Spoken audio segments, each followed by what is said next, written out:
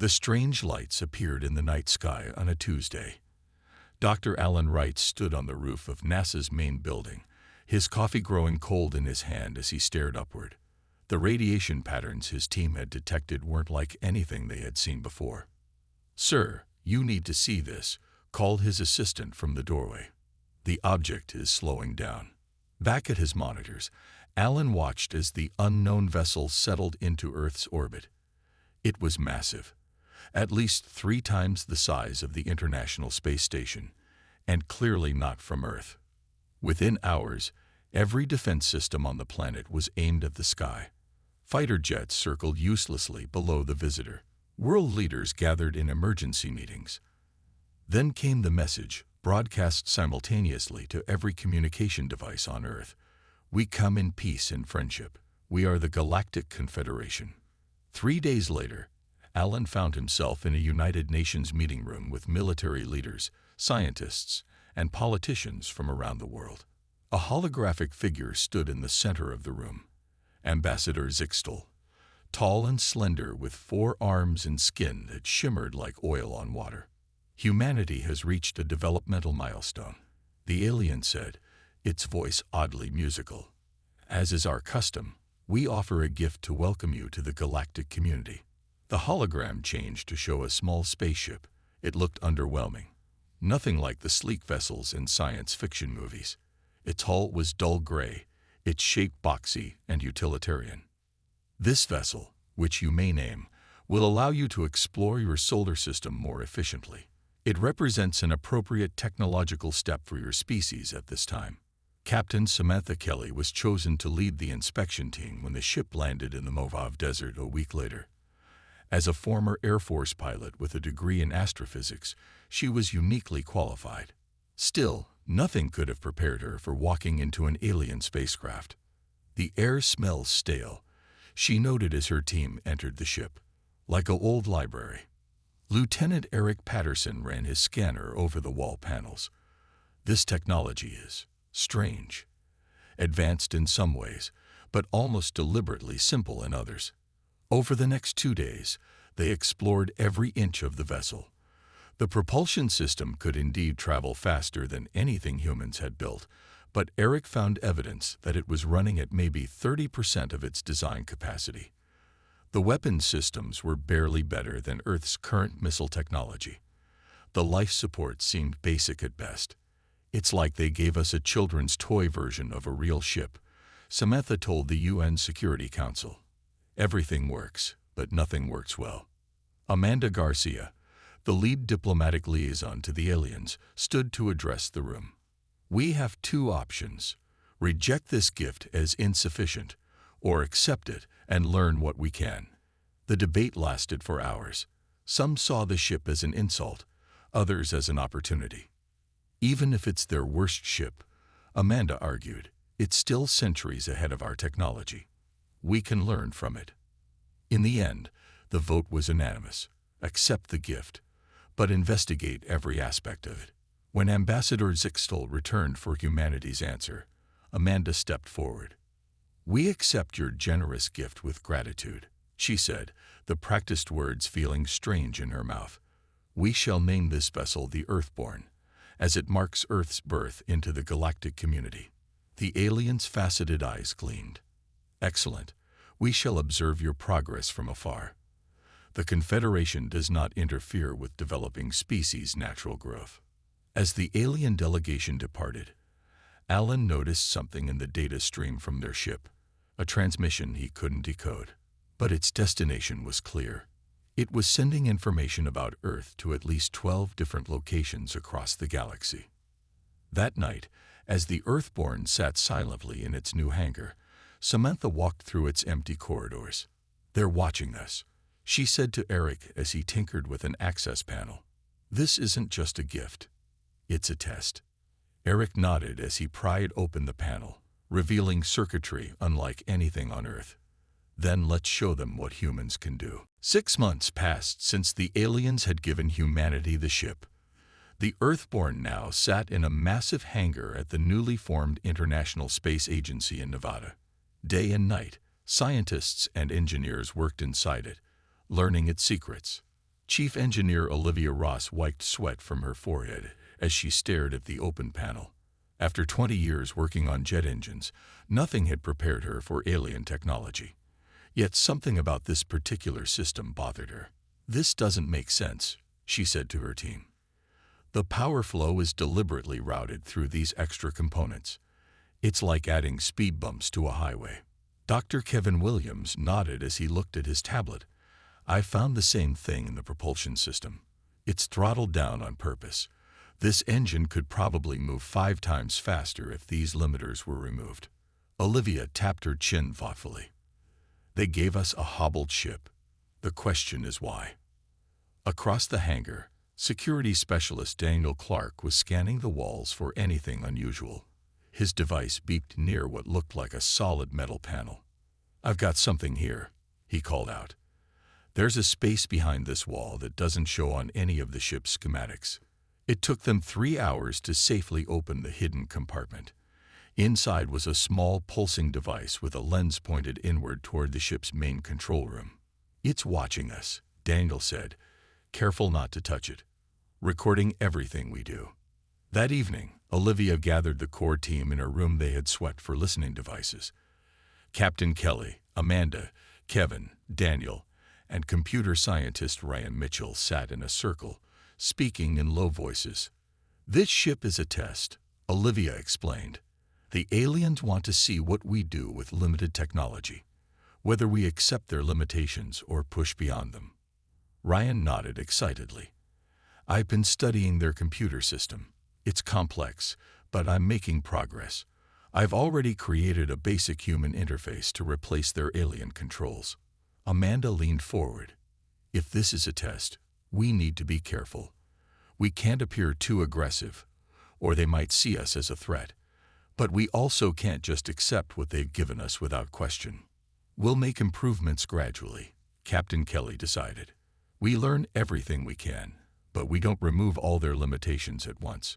We make the ship better step by step while watching how they react." Over the next few months, the team worked tirelessly. They didn't remove the alien observation device that would alert the watchers. Instead, they worked around it, sometimes in other parts of the hangar where the device couldn't see. Ryan made the biggest breakthrough when he cracked the operating system. "Their code is elegant but not impossible to understand," he told the team one morning. "I can now control all basic functions through our own computers." Kevin found ways to improve the propulsion efficiency without removing the aliens' limiters, just working around them cleverly. Daniel mapped all the observation devices on the ship. There were 11 in total. Olivia developed new materials based on the alien technology that could eventually be used to enhance the hull. "We're not just copying their tech," she explained to visiting government officials. "We're learning from it and making our own versions." Captain Kelly began training her crew for the first real test flight. They would take the Earthborn to Mars. A journey that would have taken months with human technology, but would take only weeks with the alien ship. What none of them knew was that far above Earth, in a cloaked vessel, alien observers watched their progress with growing interest. "The humans are adapting the technology faster than anticipated," one reported. "They've already bypassed 3 of our minor limitations." "Continue observation," came the reply. "This species shows unusual potential." The test proceeds. The day of launch arrived with clear skies over the Nevada desert. Inside the Earthborn, Captain Samantha Kelly walked through the final checklist with her crew. They would be the first humans to fly an alien ship beyond Earth's orbit. "Life support systems?" she asked.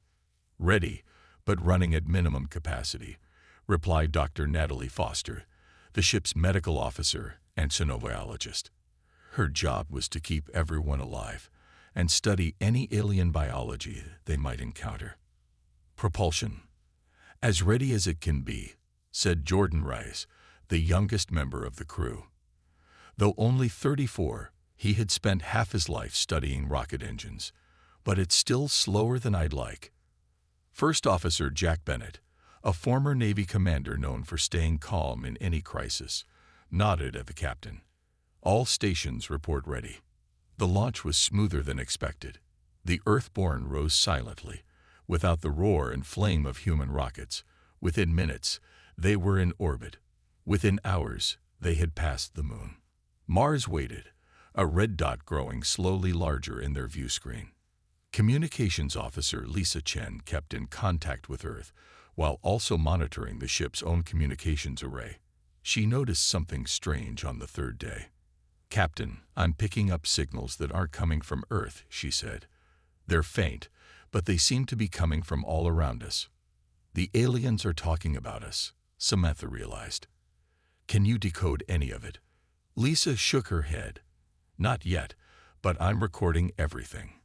With time, we might understand some of it." Navigator Paul Martinez plotted their course carefully.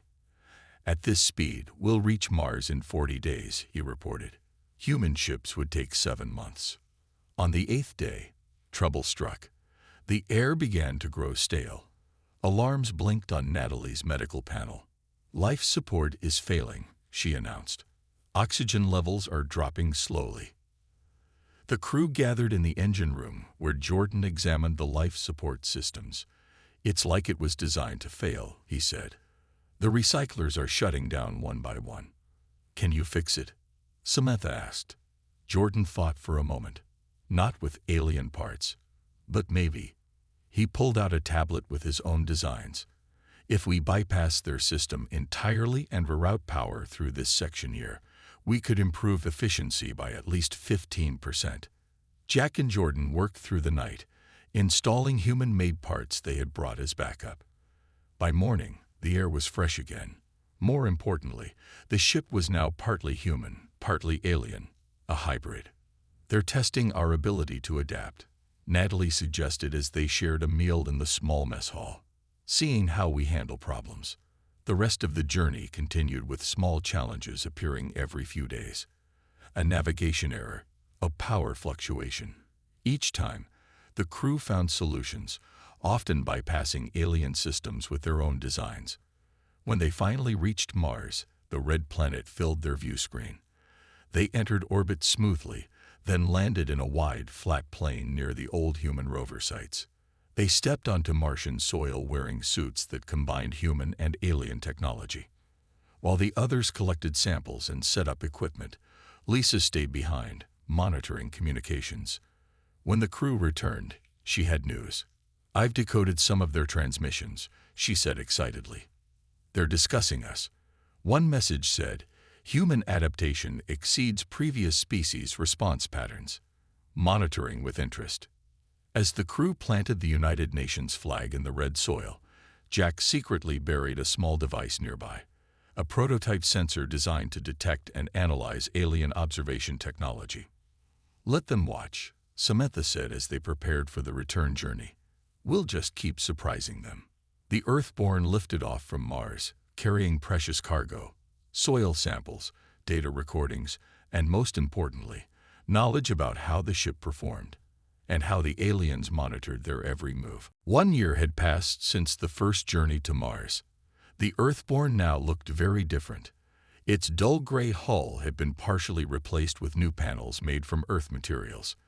Inside, many alien systems had been removed or changed. The ship was becoming more human with each passing day.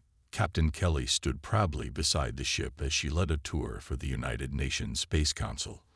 Amanda Garcia walked with her, now serving as the head of alien relations. "As you can see," Samantha explained to the group of officials, "we've made significant improvements to the original design." The officials looked impressed. Some had doubted that humans could understand alien technology so quickly. Now they were seeing the proof. "We'd like to introduce our head of propulsion research," Amanda said. "Dr. Michelle Watson has made an amazing breakthrough." Dr. Watson was a quiet woman with bright eyes that lit up when she talked about engines. She led the group to a large display screen. "The aliens gave us a ship that could reach Mars in 40 days, she explained. "We've now cut that time in half. By next year, we hope to make the journey in just 10 days. She showed them diagrams of the new engine design. "We didn't remove their limitations. We simply built our own systems that work around them." Next, Jordan Rice and Ryan Mitchell, demonstrated the ship's new computer systems. Screens that once showed alien symbols now displayed human language. Controls that had been designed for four-fingered hands now worked for human touch. We've replaced about 40% of their technology with our own, Jordan explained. In some cases, our solutions are actually more efficient. Dr. Peter Collins then showcased the new shield system. The original ship had basic protection against space debris, he said. Our new shields can withstand much more. We've built upon their foundation, but with our own ideas. The council members whispered among themselves, clearly impressed. But the most interesting presentation came from Lisa Chen. I've been translating alien communications for months now, she told the group. The Galactic Confederation is divided about us. Some think we're progressing too quickly. Others find our adaptations fascinating. She played recordings of alien voices, now translated into English. One voice said, "Humans should be restricted before they advance further." Another argued, "Their creative approach shows great potential. They should be encouraged." The council voted to speed up the enhancement program, but keep their progress secret from the aliens. They would continue to act respectful and grateful while pushing the boundaries of what was possible. That evening, after the officials had left, the crew gathered to celebrate. The ship, once just a gift, had become something more. Captain Kelly raised a glass. "To the Earthborn Nova," she said, using the ship's new name. No longer alien, but not quite human either. Something new entirely. The celebration was interrupted when Amanda rushed in with a worried look. "We just received a message," she said. It wasn't sent through official channels. She played the recording for the room. A strange voice spoke in perfect English. "Humans must stay within their developmental parameters. Exceed these boundaries at your peril." The room fell silent. Then Jordan laughed. "They're worried," he said. "They didn't expect us to improve their ship so quickly." Captain Kelly nodded. "Which means we're doing something right." Dr. Watson looked thoughtful. "They could have disabled the ship if they wanted to. They must have built in some kind of control mechanism." "Maybe they did," Ryan said with a smile. "But I found it and removed it last month." The crew looked at each other with new determination. The Earthborn Nova wasn't just a ship anymore. It was humanity's first step into a bigger universe, a step the aliens hadn't expected them to take so quickly or so well. The Earthborn Nova flew through space faster than any human ship had ever traveled before. Captain Kelly stood on the bridge, watching as the planets of the solar system passed by. This journey was not approved by the United Nations or the Galactic Confederation. They were heading to the edge of the solar system, beyond Neptune, to test the ship's new abilities. "We're approaching Saturn," said Navigator Paul Martinez. All systems running smoothly. The ship now barely resembled the one the aliens had given them. Its hull gleamed with new materials. Its engines hummed with power that the original designers never intended. Most importantly, the crew had found and disabled all the hidden monitoring devices. "Captain, I'm detecting an approaching vessel," Lisa Chen called from her communication station. "It's large and moving very fast. Definitely alien." First Officer Jack Bennett looked at the readings. "Defensive systems ready, Captain." Samantha shook her head. "Let's not appear aggressive. Lisa, open a channel when they're in range." The alien ship appeared on their screens, sleek and elegant compared to the boxy form of the Earthborn Nova. It moved to block their path near Saturn's rings. A familiar face appeared on their main screen. Ambassador Zixtal, the four-armed alien who had first presented Earth with the ship. "Captain Kelly," the alien said in its musical voice, "you have exceeded your authorized travel parameters. Return to Earth immediately." Samantha stood tall. "Ambassador, we're simply testing our ship's capabilities. This is peaceful exploration within our own solar system." "The vessel was provided for limited use," Zixtal replied. "You have modified it beyond acceptable parameters. This is a violation of our agreement." Amanda Garcia, now serving as diplomatic liaison on the mission, stepped forward. "Ambassador, there was no written agreement limiting how we could use or modify the gift. It was presented to humanity without conditions. The aliens' faceted eyes narrowed. Nevertheless, you will return to Earth now, for your own safety. Samantha felt a chill at those words. And if we choose to continue our journey? The alien didn't respond with words. Instead, the ship shuddered as something invisible hit it. They're trying to activate some kind of remote shutdown. Jordan Reyes called from engineering. The original alien systems are responding to their signal. Can you block it? Samantha asked. Jordan grinned. Already have. The bypass systems we installed are preventing the shutdown. They're trying to use back doors that aren't there anymore. On the screen, Ambassador Zixtel seemed surprised. Your modifications are unexpected. 3 more alien ships appeared, surrounding the Earthborn Nova. The situation was growing tense. Lisa whispered to the captain, I'm intercepting their communications. They're surprised we blocked their shutdown command. They're discussing whether to force us back to Earth. Jack leaned close to Samantha. Captain, we should show them what else we've learned. Not everything, just enough to make them think twice. Samantha nodded. Ambassador, she called.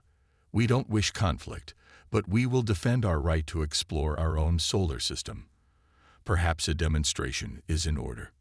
She nodded to Jack, who pressed a sequence of buttons.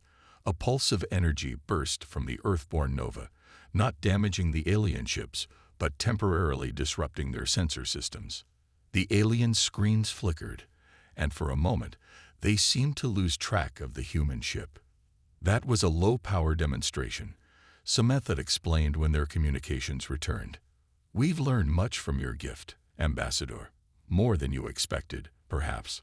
Amanda stepped forward again. We propose a new relationship, not as students and teachers, but as equals. Humanity is ready for true membership in the galactic community. The alien ships moved back slightly, no longer encircling the Earthborn Nova so tightly. This is unprecedented, Ambassador Zixtel said finally. We must consult with the Confederation Council. You will wait here. The alien ships moved away to a safe distance, clearly discussing the situation among themselves. They're scared, Lisa said, still listening to their communications.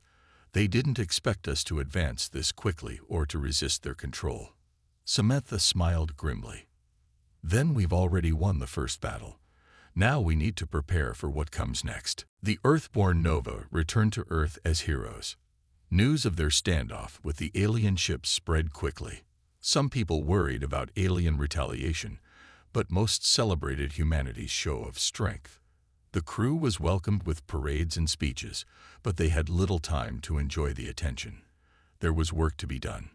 In a secure underground facility, Lisa Chen worked day and night analyzing the alien communications she had recorded. She played a message for Captain Kelly, Amanda, and a small group of scientists.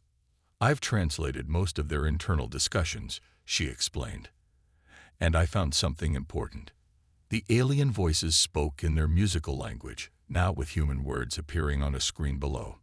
This is the standard test protocol, one alien said. The gift ship strategy has worked on 17 other species, but not like this, another replied. None adapted so quickly. Dr. Greg Sanders, a gray-haired historian of technology, stepped forward. He had been studying patterns in how human technology developed compared to what they now knew of alien civilizations. I believe I understand what's happening, he said. The Galactic Confederation has been using this gift ship strategy for thousands of years. It's how they control the development of new spacefaring species. He showed images on a large screen. They give a weak ship to developing species for 4 reasons. First, to see how dangerous they might become. Second, to control how fast they advance. Third, to find species with useful ideas. And fourth, to make them dependent on alien technology. The room was silent as everyone considered this. Species that accept the limitations remain at the bottom of their hierarchy, Greg continued. Those that rebel openly get contained or eliminated, but species that innovate while appearing cooperative might be considered worthy of true alliance. Captain Kelly frowned. So we're being tested. And doing well, from what I can tell, Lisa added. Some of the aliens are impressed by us. Others are worried. Amanda thought carefully before speaking. We're at a critical point. If we push too hard, they might see us as a threat and react badly. But if we do nothing, we'll end up as second-class members of their confederation. The UN Space Council met in emergency session. Representatives from every nation argued about the best response. Some wanted to build weapons in case of alien attack. Others wanted to apologize for modifying the ship. Amanda proposed a third option. We call it Operation Leap, she explained. We appear to cooperate while secretly preparing. We build more ships based on what we've learned. We develop our own technology that doesn't rely on theirs. And we prepare to defend ourselves if needed. After 3 days of debate, the Council approved her plan. We'll need a diplomatic mission, Amanda told Captain Kelly afterward. Someone needs to visit the Confederation's nearest outpost to keep talking while we prepare. Samantha nodded. I'll volunteer. The Earthborn Nova is still the best ship we have. In the months that followed, thousands of engineers and scientists worked in secret facilities around the world. They studied every piece of the alien ship and built human versions that improved on the original designs. The alien observers, who still watched Earth from hidden ships, reported that humans appeared to be respecting boundaries. The modified Earthborn Nova wasn't making any more unauthorized journeys. Humans were being polite in all communications. What they couldn't see were the new ships being built underground and underwater, or the weapons being designed based on alien principles but with human innovation. They gave us the keys to the galaxy, Jordan said one night as he worked on a new engine design. They just didn't expect us to redesign the locks. Captain Kelly prepared her crew for their most important mission yet, a diplomatic journey that would either secure humanity's place among the stars or reveal that they had gone too far, too fast. 5 years had passed since the aliens first gave humanity their gift. The day had finally come for humanity to show what they had learned. 5 sleek ships rose from Earth, flying in perfect formation. The Earthborn Nova led the small fleet, now barely recognizable as the vessel the aliens had originally provided. All ships report ready, Captain, said First Officer Jack Bennett, as they cleared Earth's atmosphere. Captain Kelly nodded. She had commanded the Earthborn from the beginning, through all its changes. Now she would lead humanity's first real diplomatic mission beyond their solar system. Set course for Alpha Centauri, she ordered. The nearest star system was also home to the closest Confederation outpost. The journey that would have taken the original alien ship years to complete now took just 3 weeks. The human engineers had improved the propulsion systems far beyond what the aliens had intended. The 5 ships moved faster than any Confederation vessel of similar size. When they arrived, a space station orbited the 3rd planet of Alpha Centauri. It was massive and gleaming, clearly built by multiple alien species working together. We're being scanned, Lisa reported from her communication station. They seemed surprised by our arrival time. I'm intercepting messages saying we're half a cycle early. Amanda smiled. Good. Let them be surprised. The human fleet was directed to docking bays. Captain Kelly led the diplomatic team onto the station, where they found themselves in a grand chamber filled with representatives from a dozen alien species. Some had 4 arms like Ambassador Zixtal.